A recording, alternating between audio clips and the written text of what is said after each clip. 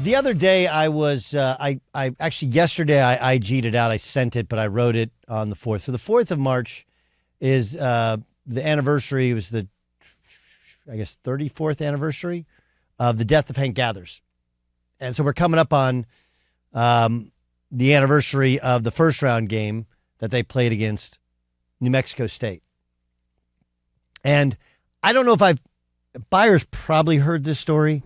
Jay Stu, I don't know if I've told you the story. It kind of fits in line with what I want to do with the Midway, which is of the seminal moments in my life as a sports fan.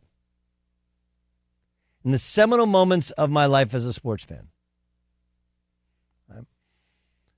One of the, or maybe the most powerful moment was in March of 1990, about a week and a half after, 2 weeks after the death of Hank Gathers.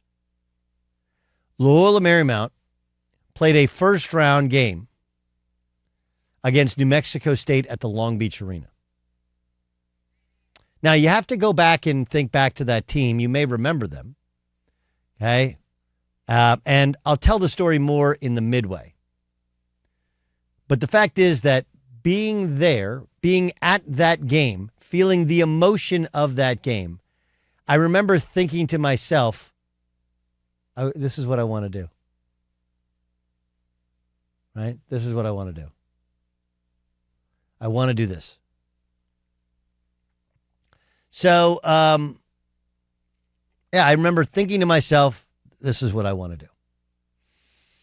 And so I IG'd and tweeted out that, look, I wore 44 my last 3 years in high school and all 4 years in college at two different schools. Professionally, for the most part, when I could, I wore number 44. And people have always asked why it's not really a point guard number.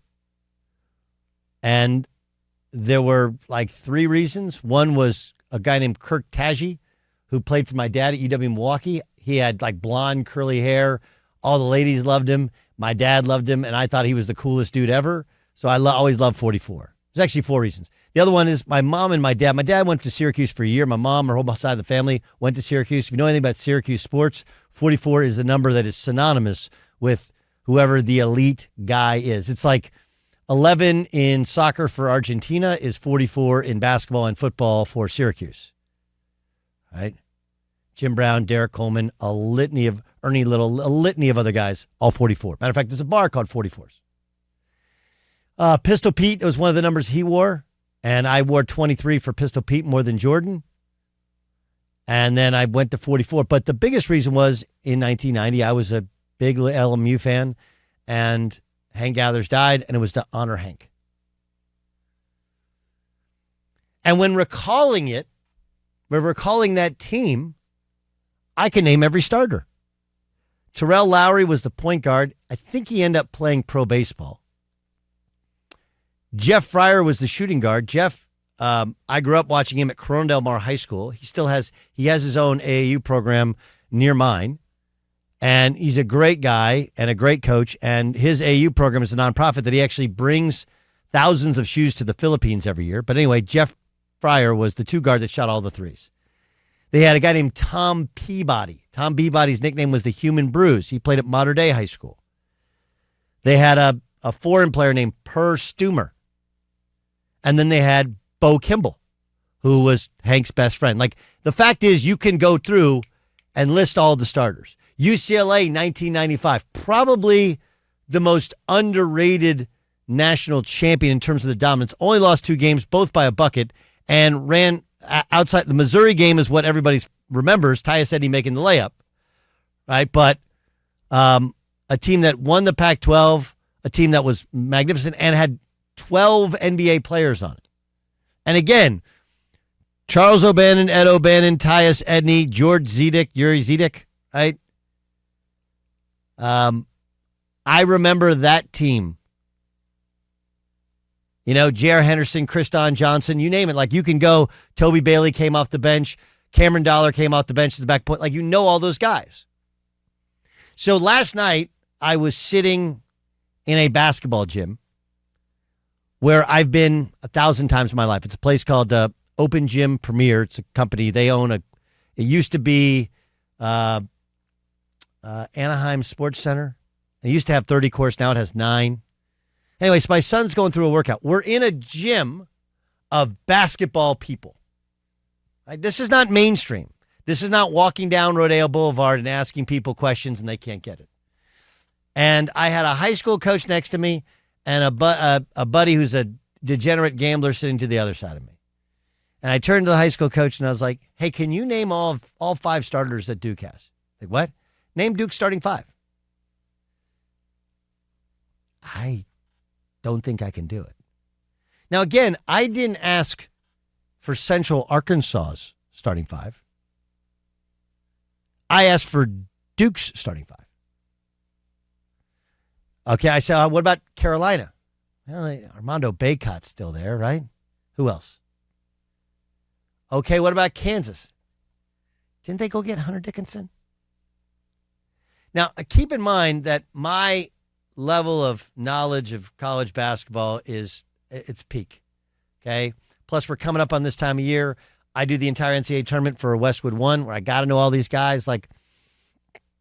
But for basketball people to not know the starting lineup at Duke or not be able to name 5 players at Duke, it's a problem. It's a problem. And then you go to the women's side, and look, I don't think any of us can go more than 1 player deep at Iowa with Caitlin Clark. Can you name any other player at Iowa? No, but we're actually getting to where we have a working knowledge of these players. Paige Bikers. Is it Bikers? Is that how it's pronounced? Yeah, how's that pronounced? Beckers. Paige Beckers. She's coming back to UConn. She was a super highly touted player. She's gone through some knee injuries, whatever. Okay, so I really know 5. Right, Juju Watkins, who's at USC, she's awesome. She's amazing. She's a freshman. She's incredible. Okay, Caitlin Clark, Paige Beckers, Angel Reese, and Haley Van Lith. And I only know Haley because, one, she played at Louisville. She transferred to LSU. She's kind of an Instagram queen a little bit, and she trains at a place close to my house. That's it. But I know 5. So think about that. Like, at any point in time in your life, have you ever known 5 players from 4 different programs in women's basketball? And the answer is probably no. And then, can you not name the starting 5 at Duke? And when we all understand that there's a problem, right? We admit that there's a problem with specifically men's college basketball, but I think it's also going to be college football as well because of the transfer portal. Like, we can admit there's a problem. Okay, so then when you identify that that's the problem, what needs to be fixed? And I will tell you one thing that doesn't need to be fixed. You don't have to touch the NCAA tournament. Don't touch it. How do I know that? Well, the reason that the NBA likes this play-in format is because it gives them a taste of the NCAA tournament.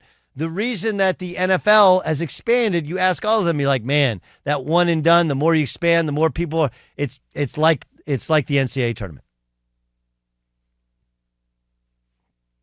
Right? And what is college football trying to recreate?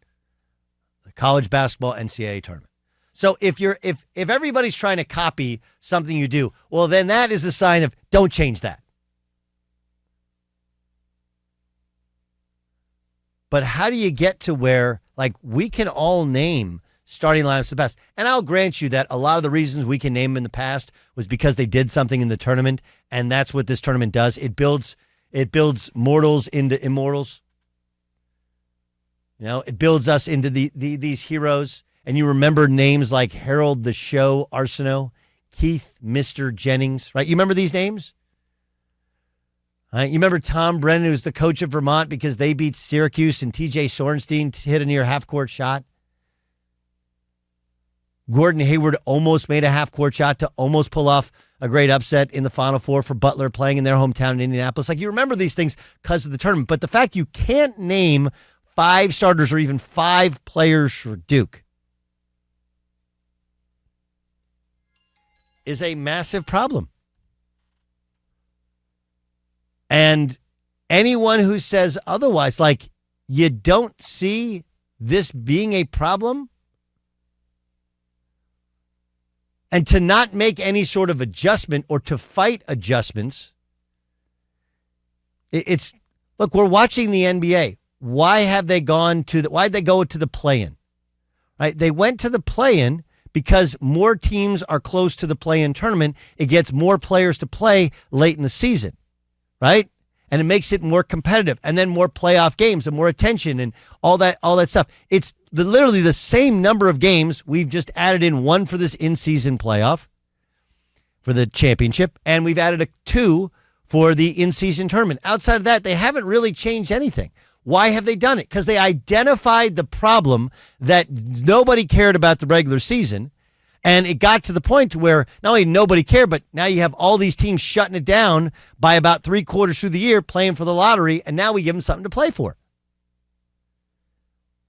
I'm not saying the NBA system is perfect, but what the NBA did is they've identified, hey, this is a problem. We got to take steps to fixing it.